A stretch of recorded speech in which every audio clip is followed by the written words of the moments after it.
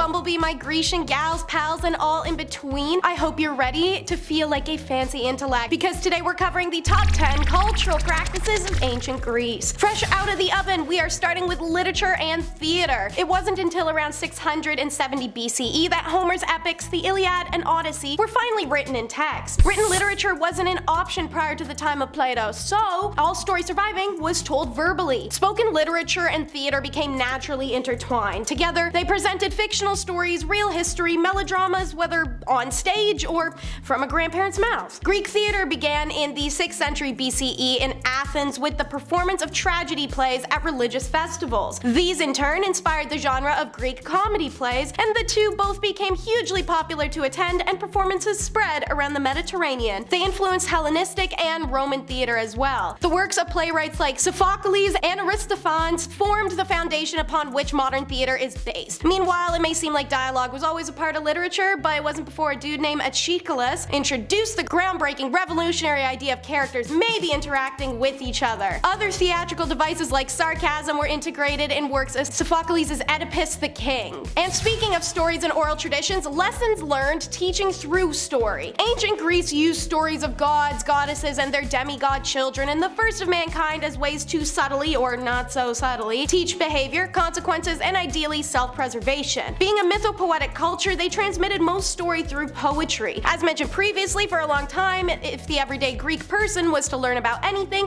it would need to be through hearsay. Thus, stories bearing the most important lessons on cowardice, betrayal, war, and heresy were the most popular because they were the most memorable. The gods and goddesses acted as examples, paradigms, and models for good behavior. Obviously, this is super contradicting because 90% of their gods functioned off of bad behavior, such as disgraceful killings, theft, lying, harming others, abductions. But the playwrights, orators, and poets were encouraging the audiences to reflect upon the tales and consider the values and morality within them. The function of these myths, as most cultures, is to explain, unify, and order existence and experience. The myths dispel chaos. When faced with a conflict, the Greeks sought answers in these stories that they had heard and used as guides through life. They reveal a structure, order, and coherence, and meaning not otherwise evident without forcing one to reflect. Bam! Break that revelry. It ain't all poetic. Infidelity culture. Infidelity was a crime highly scandalized according to ancient Greek customs. So, for both men and women who were accused and found guilty, there were punishments that put folks through the ringer. Ancient Athenian law had a set of 3 laws, the myopia. The first of these prohibited a man from living with an adulterous wife, and an adulterous wife from taking part in public religious ceremonies. The second exempted a man who had killed his wife or partner caught in the act. And the third protected an accused male adulterer from illegal imprisonment or death, but only if the woman he had slept with was a working girl. Ancient Greece was super for the boys. But yeah, you could go to jail, get stoned, be exiled. A classic was also having a peeled ginger root or radish shoved up your nether orifices, causing an intolerable burning sensation and agony. If it was enforced as capital punishment, the ginger radish chosen would be dry, rough, and lumpy, so as to cause death by internal hemorrhaging. Fun! But before infidelity, first comes love, then comes marriage, then comes krivati, which will make you need a baby carriage. Why? Because when directly translated, krivati literally means the bed. And if you don't already know about this tradition, you may want to consider adding it to your wedding festivities, Grecian background or otherwise. It's a Greek wedding tradition where friends and family of the bride and groom take time to decorate the marital bed. The tradition going back to ancient Greece dictates that single women should be doing this, but these days anyone's welcome to participate. The first stage is making the bed. In ancient times, they quite literally built them a bed. Then they set up the bed with linens, bedspreads, pillowcases, and some simple set decorations such as throw pillows and flowers. At this stage, the husband-to-be is called in to approve the bed. Once he does, more elaborate decorations are added. These ones are symbolic and intimate tokens, chosen to bless the marriage with luck, prosperity, love, and fertility. Rice is thrown on the bed to symbolize the process of putting down roots, and after people decorate the bed with any other festive elements like rose petals, jewels, and glitter. And since this cultural practice also felt a little ritually, let's expand on those with godly sacrifices.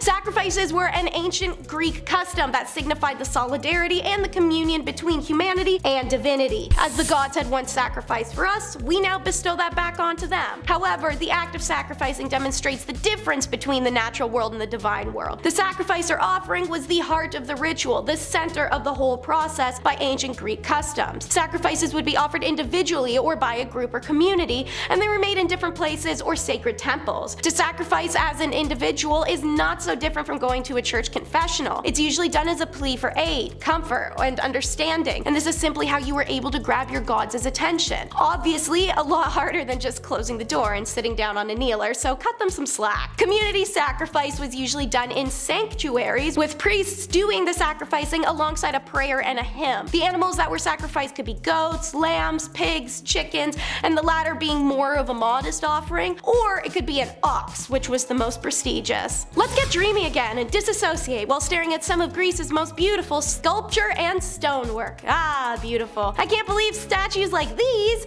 used to be painted to look like Ronald McDonald. Wish I was kidding.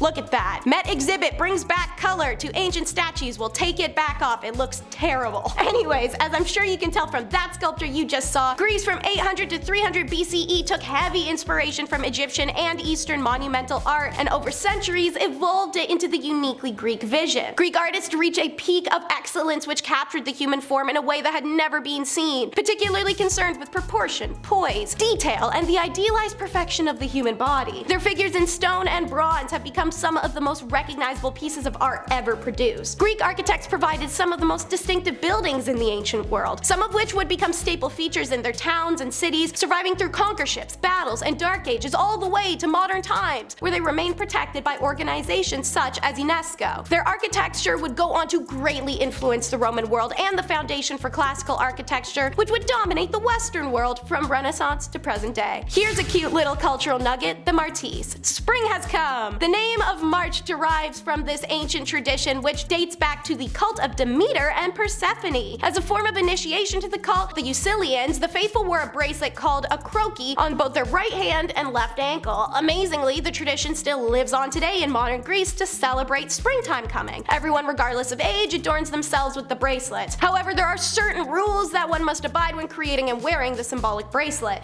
It must be woven on the last day of February, worn from March 1st until the last day of the month, March 31st, and it must be made of white and red thread, the white symbolizing purity, the red symbolizing life and passion. In ancient times, people believed that the bracelet helped protect the person who was wearing it from diseases, as well as the strong rays of the spring sun during the month of March. Part of the ancient Greek tradition calls for the person wearing their red and white MARTIS bracelet to take it off and tie it to the first flowering tree they see in March in order to yield a healthy harvest. Another lovely tradition that the Greeks practice is that when they see the first swallow of spring, the first person who sees the swallow upon the bird's return from the winter migration ties their bracelet around the nearest rose bush to encourage the bird to make a nest there. And I can't bring up the Usilians without diving into ancient Greece cult culture. These ancient mysterious cults were based on sacred stories that often involved ritual worshipping of a death rebirth myth of a particular divinity. In addition to the promise of a better afterlife, these small sect groups fostered social bonds among the participants. Hilariously, like today, initiation fees and other contributions were also expected to the cult. I love it. Mystery cults continue to vex scholars because the evidence is minimal, comprising of a few written sources, mostly later in date, and often with questionable aims and biases. Cults like the Sabazios, which originated with the Philgarians and the Thraticans, were also known in Greece